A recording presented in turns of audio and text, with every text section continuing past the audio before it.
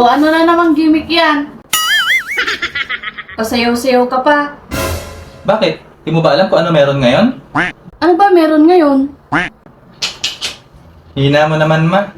February na ngayon, oh. O ano naman kung February na ngayon? Eh syempre, kailangan na natin mag-ipon ng pambili ng gatas, mga diaper, damit ni baby sa November. Anong sinasabi mo dyan? Eh di ba, pag Valentine's, panahon ng labing-labing, kaya manganganak ka na sa November.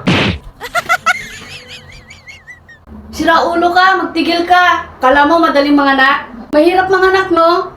Bato ko pa ulit sa'yo to eh. Alam ko naman na mahirap. Pero madaling gumawa. Oh, di mo ko tinamaan. Doon tayo sa loob, ha?